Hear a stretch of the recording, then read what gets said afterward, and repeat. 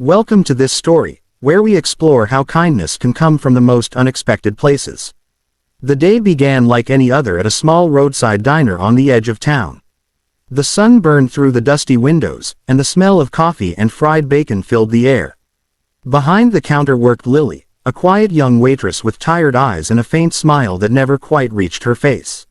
She moved carefully, hiding her pain behind that practiced grin. But if anyone looked close enough, they could see the truth: dark bruises climbing up her arm, half hidden beneath her sleeve. She tried to cover them with makeup and long shirts, but not much could hide the mark of fear. The bell above the door jingled suddenly, and every head in the diner turned. The rumble of engines outside told everyone who it was before they even walked in: the Iron Serpent's motorcycle club. The air seemed to thicken with tension. People whispered, mothers pulled their children close, and even the cook peeked through the kitchen window. At the front of the group was their leader, a tall, broad-shouldered man with a rough beard and piercing blue eyes. Everyone called him Hawk. He wasn't smiling. He rarely did. His presence alone could silence a room. Hawk and his crew took a corner booth, their leather jackets creaking as they sat down. Lily forced herself to approach, not wanting to show fear. "Good afternoon," she said softly. "What can I get you all?" Hawk looked up at her, and his sharp eyes immediately caught something she didn't want anyone to see: a yellowish bruise along her wrist as she set down the menus. She quickly pulled her sleeve down, but it was too late. "Coffee," he said finally.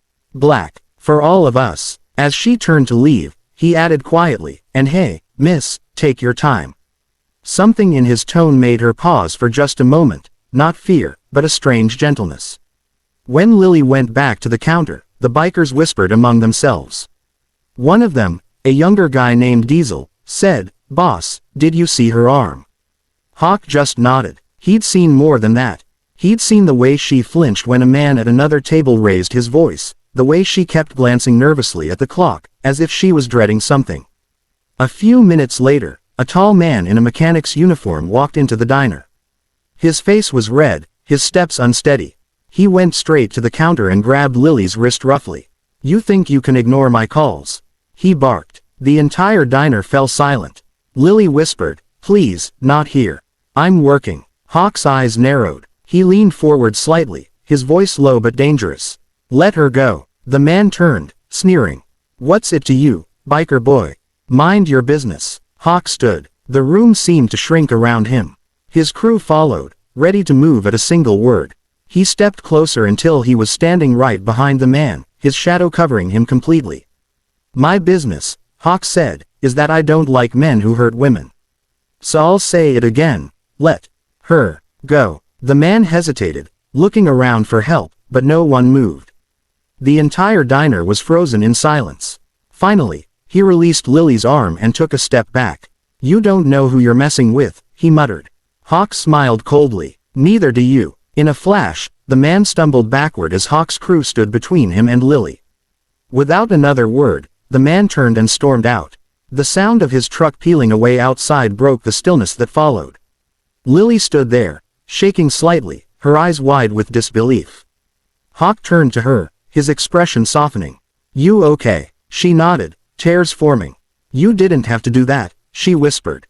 "Yeah," Hawk said, "I did." He pulled a small card from his jacket and handed it to her. "If he comes back or bothers you again, call this number. Day or night, we'll handle it." She looked at the card. It had the name of a women's shelter and a phone number written beneath it. Hawk's gang, it turned out, had an outreach program helping women escape abusive homes. No one expected bikers to be the ones protecting the helpless, but that was exactly what they did. For the rest of the afternoon, the Iron Serpent stayed in the diner, making small talk and laughing quietly, trying to lighten the mood. Hawk paid for everyone's meal, left a large tip on the counter, and before leaving, he looked at Lily one last time. "You deserve better than fear," he said gently. "Don't forget that." After they rode away, the diner felt different. The same sun shone through the dusty windows, but somehow, it seemed warmer. Lily touched the card in her pocket, a small spark of hope flickering in her chest.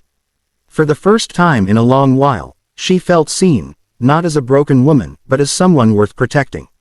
That night, she made a call. The shelter arranged a safe place for her to stay. And by the time the morning light touched the highway again, Lily was gone, free from the man who had hurt her for years. Weeks later, Hawk returned to that same diner. The new waitress smiled as she served coffee. He asked quietly, "What happened to Lily?"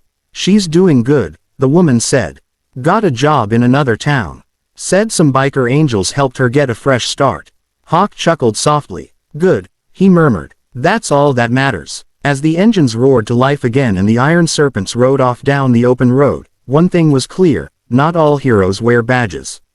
Some wear leather, ride in thunder, and show that even the toughest hearts can carry the gentlest souls.